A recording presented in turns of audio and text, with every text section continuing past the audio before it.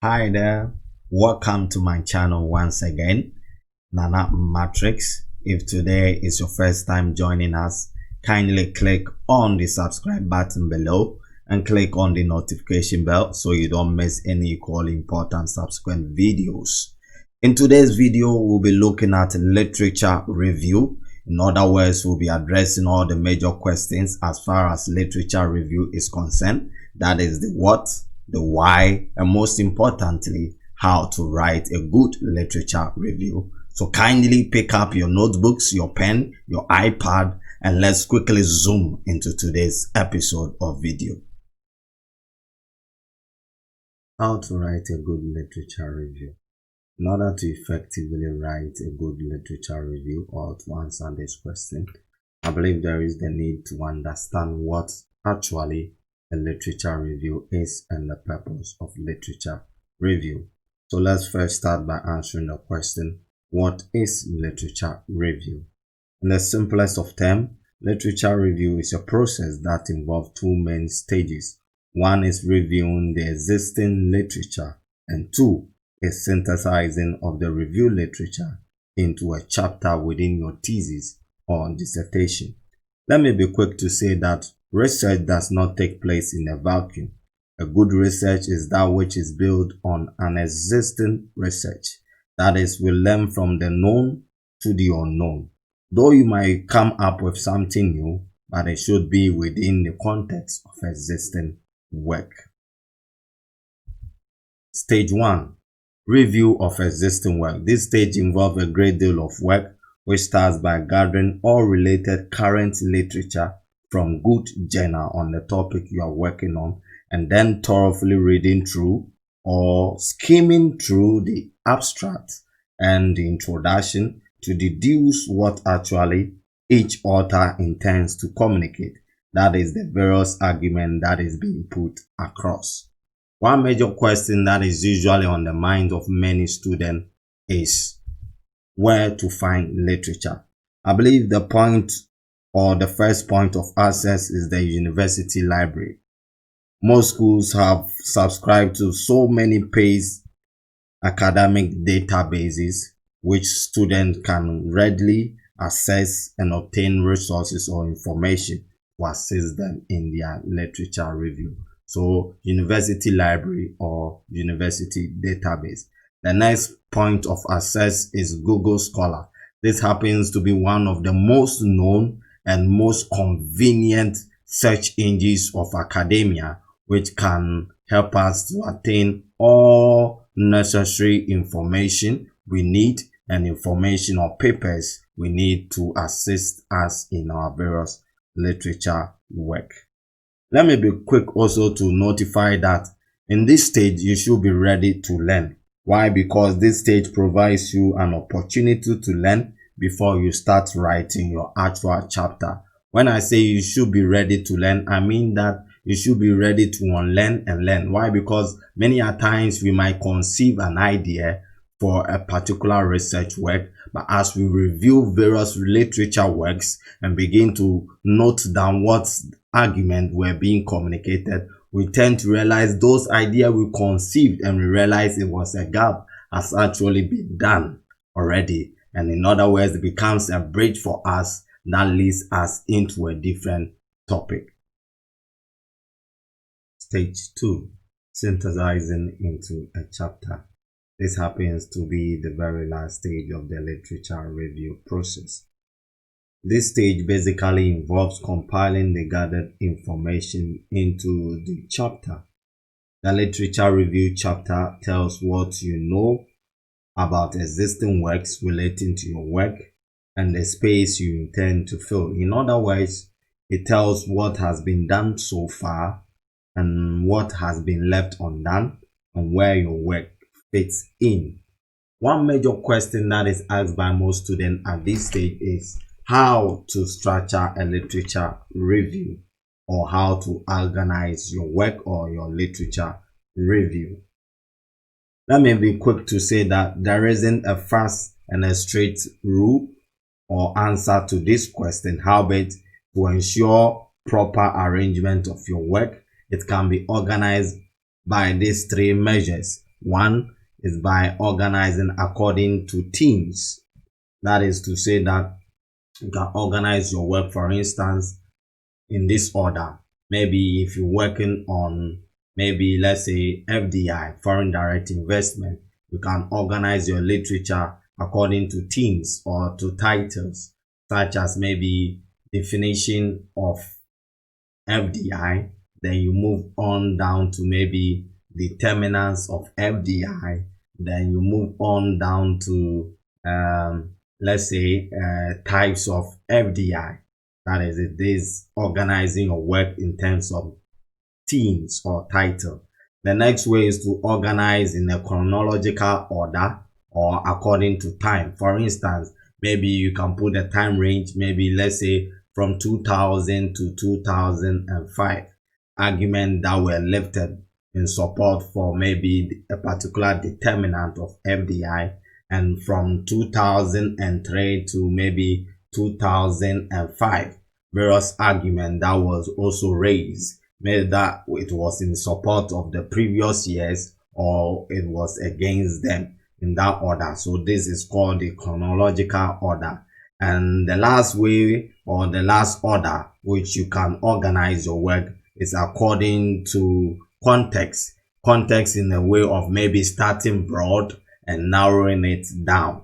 So maybe from international context, let's say you can look at determinant of, let's say, foreign direct investment in developing countries. Then you start narrowing it down to, let's say, Africa, determinants of foreign direct investment in Africa, and you narrow it down again to, let's say, maybe South Africa or maybe Ghana. So you start from an international context to a national context.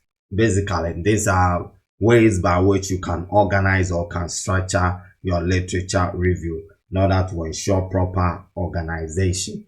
Writing is basically a skill, so you learn as you keep going, or basically you can also imitate or emulate other well done or drafted works of other authors. That is it. You learn from the known to the unknown, as already made mention of early on. Lastly, you conclude at this stage after organizing your work. You conclude by spelling out where and what actually existing work stands and what your piece of research fits into the broader picture. That is, we are here currently per the various information you've gathered, and now what you or your work stands to fit or communicate across. So you conclude in that order. And let me also be quick to say that don't forget to define your terms early. Many a times students move ahead before they start to use certain acronyms or initiation which they have not already defined in their early works or in the early part of their work. So maybe, for instance, if you want to use a term like FDI in the early part of it, there is the need for you to define those terms where everybody knows that FDI is foreign direct investment. So in your subsequent part of your literature, when you use the initiation like FDI, everybody knows that you are talking about foreign direct investment. So you take note of that one also. Having said this, I believe we can move on to the next major question that is also usually asked as far as literature review is concerned. That is, why or what is the purpose of literature review? What is the purpose of literature review? As indicated early on, a good research is that which is built on an existing research work, and therefore literature review is to serve two main purposes, and that is, one, to express your knowledge or understanding of the literature. In other words, to demonstrate your understanding of the themes, the argument, models, and concepts that have been proposed or written, the issues on the ground, the loopholes, the strengths and weaknesses inherent in existing work. In short, literature review is to showcase the author's mastery over the subject matter or content. Secondly, is to justify the gap in research. By so doing, we indicate the need for your work by demonstrating that there is a gap and your work stands to fill in, either by industry or methodology. And these two make up the two main purposes by which literature review is done or performed. And this leads us to the answer to our main question: how to write a literature review. Having understanding of the question what and why, I believe we are halfway through answering the question how to write a good literature review. So first and foremost, to write a good literature review, you need to first find relevant literature, and this can be done using keywords from your topic and searching various databases provided firstly by your school and secondly using the classical academic search engine, that is Google Scholar, to gather all relevant current literature from good journal with regards to your topic, and by so doing you compile them. And the next thing to do after compiling this is to log, catalog and synthesize. Here you enter all your journal article references into a reference manager such as Mendeley or EndNote to ensure easy management of your references, to facilitate a good presentation of your references. The next thing is to catalog, where catalog means to build a catalog using an Excel word table, which will give you a quick reminder of what you have read in all those articles, since you might not be able to remember all that which you have read in the various articles of more than 20 or 30 papers or literature you have downloaded. There is the need for you to build up a catalog. A catalog is a reference list or is a list of all the articles, and this could have features which spells out the name of the author, the date of publication, brief summary on the contents of the literature you read, the methodology deployed, and other nitty-gritty information you might need that will give you a quick reminder of what you have read in the various literature, and also help you in better presentation and sorting out your data. In the subsequent slides, a sample of a catalog that have been built will be shown to us. The next thing is to synthesize. Synthesizing here simply means you digest the information gathered. Here you try to put the dot together. That's how does all those information you have gathered fit together. In other words, who is agreeing and disagreeing about what? How does the research answer any questions? And what narrative you yourself you are going to put across? So basically, that is what goes on in the second stage as far as writing a good literature is concerned. That is you logging into the various reference manager using maybe Mendeley or EndNote, cataloging, building up a well outline to ensure that you capture the various details that will give you a quick reminder of what you have read, and synthesizing, that is digesting all the information you have been able to read or gathered from the various literature you have downloaded from the various databases, either from Google Scholar or the databases provided by your school. The last stage as far as coming out with a good literature review is the write-up stage. But let me be quick to say that in order to come out with a good write-up, you have to make sure you outline before you start writing. That is, you figure out what mode of structure you are going to use before you start writing, so you don't get stuck halfway. We already made mention of the various mode of structure or how to organize your literature, either by chronological order, either by themes or title, or from an international context, that is a broad context, to a narrow context. So by virtue of that, you will be able to have your knowledge flowing through without getting stuck halfway. So After outlining, the next thing is to communicate your main idea. That is to say, this is where you actually communicate your point. Note, be flexible and ready for proofreading and correction later to ensure perfection. But don't start by trying to achieve perfection. Yes, don't start by trying to achieve perfection on the spot, all right, on the onset. But try to put down your point one after the other in the form of a narrative, what you understood from what all the various literatures you have gathered and read, and what each author is communicating, and what you made out of all those literature. Let me also be quick to say that later you can give your work to other colleagues or scholars to help you proofread and also to give you any feedback pertaining to your literature that you have done.